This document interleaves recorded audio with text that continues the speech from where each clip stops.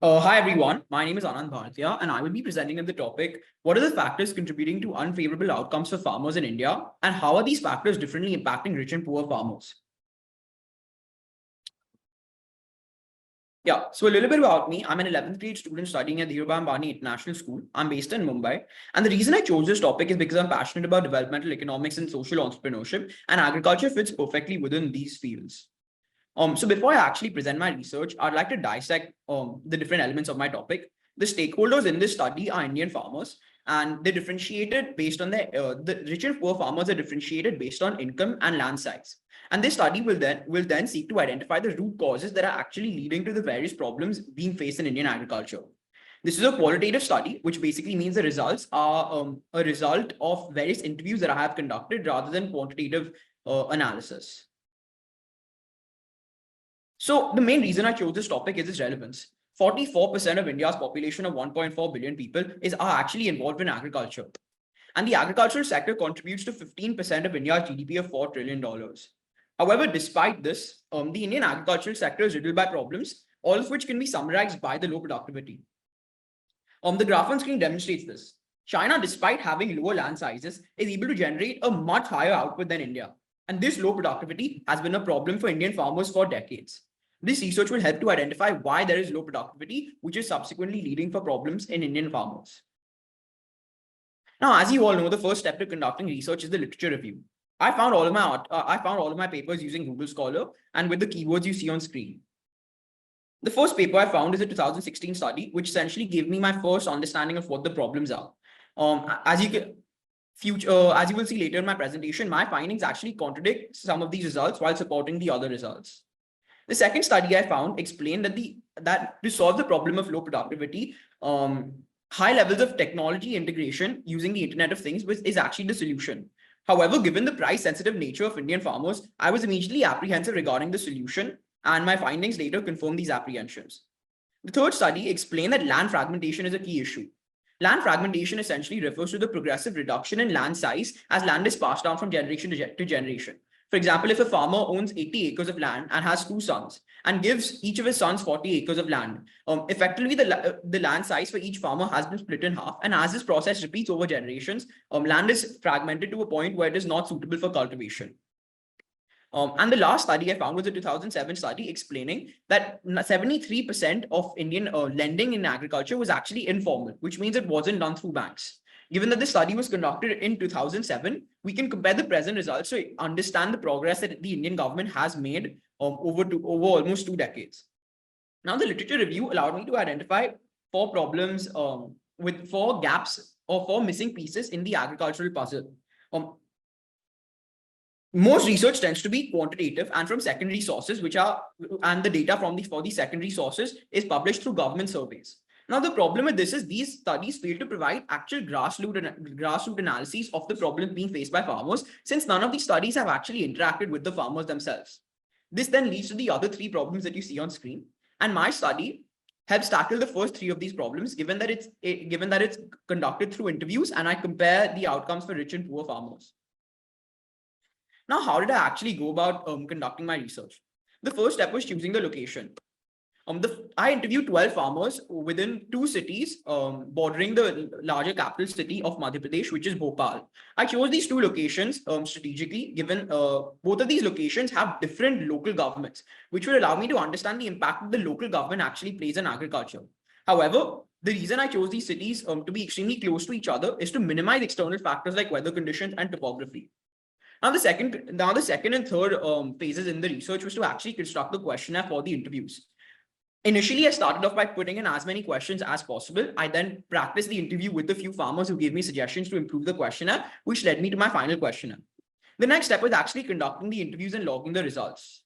Apologies, before that, the questionnaire caters to these 6 categories: land ownership and fragmentation, agricultural practices, irrigation and water management, credit and finance, price volatility, and public infrastructure.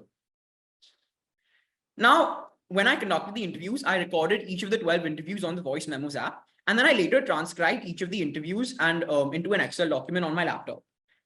I conducted each of the interviews in exactly the same manner, which means I presented the question in exactly the same manner to minimize biases that can result as a result of framing questions differently. Now, what were the actual results of this study? Well, land ownership and fragmentation proved to be the biggest problem facing Indian agricultures, and this supported the paper in the literature review. The statistic that you see on the bottom right of the screen, 85% of Indian farmers are small and marginal, was actually a study published by the Indian government and also supports the conclusions of my study showing that 8 out of the 12 farmers experienced high levels of land fragmentation. Now, what are the actual consequences of this? Poorer farmers who have experienced land fragmentation are unable to generate sufficient revenues to invest in land and capital, which would reduce their productivity, which reduces their productivity since they don't have this capital and are unable to buy more land. This effectively leads to the reduction in land over time and creates a vicious cycle of low revenues. On the other hand, richer farmers, since they're able to generate surpluses due to economies of scale, are able to continue to buy more and more land and effectively never have to face the issue of land fragmentation. Now, the Indian government has implemented a law stating that richer farmers the maximum land a farmer can own is 54 acres. However, farmers continue to find loopholes around this law. The best way to understand what the farmers experience is to actually hear from the farmers themselves. These 3 quotes have been taken directly from the interviews that I conducted, and they demonstrate the findings that I previously presented. So the second quote, everywhere when there are 2 or 3 brothers, the land keeps getting split, and when it becomes too small, the land cannot support you enough. This demonstrates the problem of land fragmentation, and the first quote explains that the farmer can no longer rely on farming as his primary source of income or his own isolated source of income due to the low revenues that are actually gained. Now, the second biggest problem that was presented as a result of my findings was price volatility.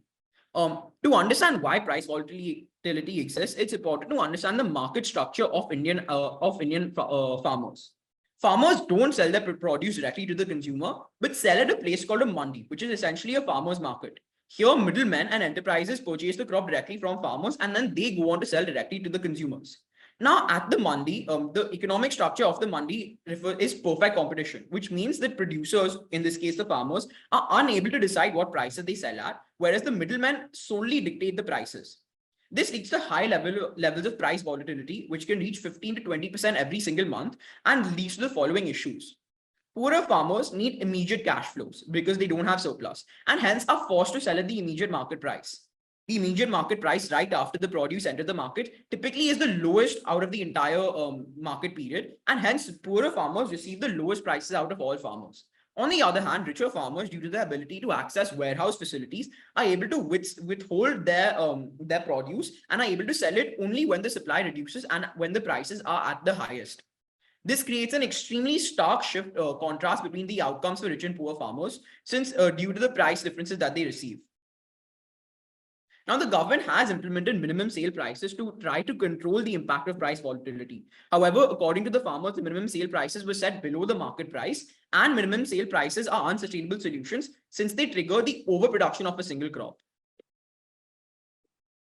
As you can see from these quotes, farmers were extremely dissatisfied with the entire system of price volatility. Because farmers do not have the facilities to sell directly to consumers, they're forced to sell through middlemen. However, due to the power imbalance, they're forced to accept the prices that the middlemen provide. And hence, like land fragmentation, this again leads to a vicious cycle. Now, the third factor I identified in my questionnaire was credit and finance. And this actually provides 2 very different results. The first part of credit and finance, which refers to loans, has actually seen a major improvement since the literature review study. As you saw in the literature review, 73% of the loans being taken in 2007 were informal. However, the results shown in this interview as well as government surveys demonstrate that now majority of the loans being taken by farmers are through formal loans and banks. This has been greatly beneficial since banks provide loans at only 7% interest per annum, whereas informal lenders provide interest rates at 5% every single month. This is additionally, these loans are specifically provided to smaller farmers, and this has allowed the gap between poorer and richer farmers to be greatly bridged. Now, the problem actually lies within crop insurance that comes attached with the formal lending. Farmers are forced to pay for crop insurance. However, the crop insurance is ineffective due to the following 2 reasons. One, the actual amount of payout that the crop insurance provides during an event of crop failure is extremely small. As this farmer mentioned, he would only receive 2 rupees for a loss of 10 rupees. Additionally, the insurance payouts that the farmers receive, actually, while they're supposed to reach the farmers within 1 month of the crop failure, they actually end up reaching the farmer after 6 to 7 months. This fails to solve the cash flow issues that are being faced by poorer farmers. Now moving on to agricultural practices. There's a clear divide between the agricultural practices used by rich and poor farmers. Richer farmers are able to continuously experiment with different methodologies and implement more and more advanced technologies, whereas poorer farmers tend to only stick to the ancestral practices. This effectively has reduced their productivity greatly, and is leading to some of the productivity issues that I mentioned earlier.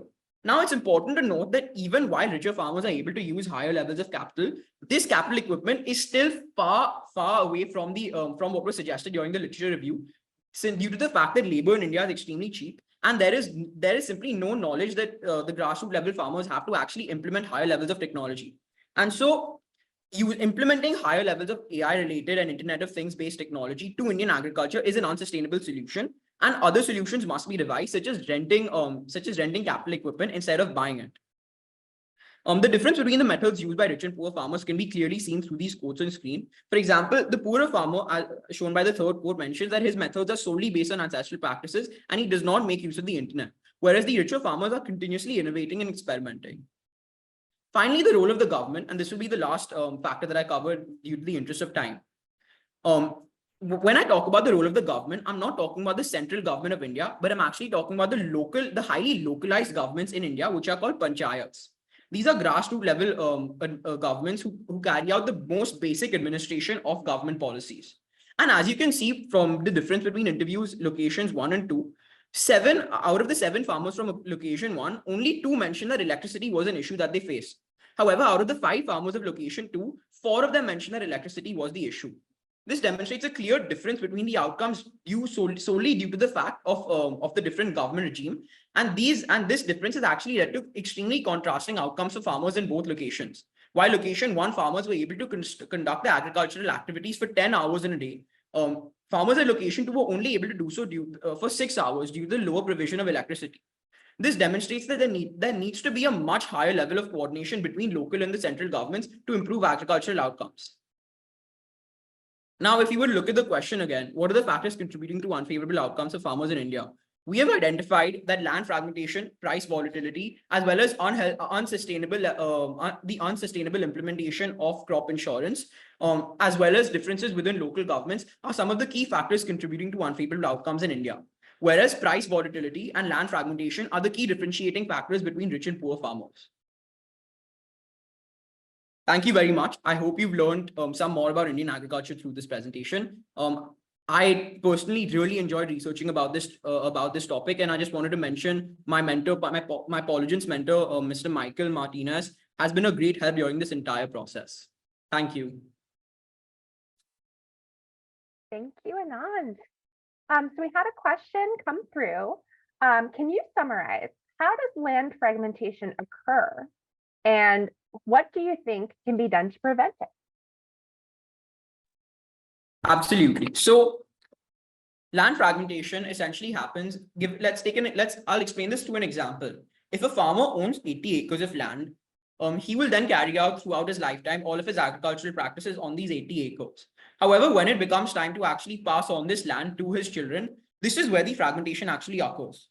If the farmer has 2 sons, which is typically who the land gets passed on to in India, the 80 acres of land is split between the 2 sons. So each son would receive 40 acres of land. And as this process continues, the 80 acres will become 40 acres, which will become 20 acres, 10 acres, and eventually the land becomes too small to actually use it for cultivation. Now, solving this issue is extremely complicated, since this issue is solely on the private side of agriculture rather than the public side.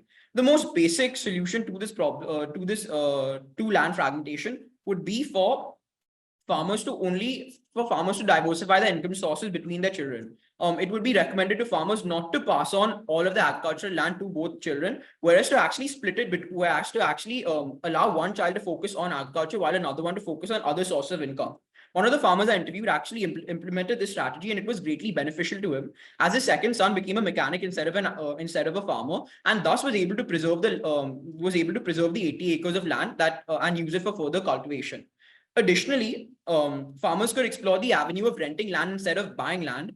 And given the land prices within most locations in India are provided at a nominal price relative to the actual price of buying the land.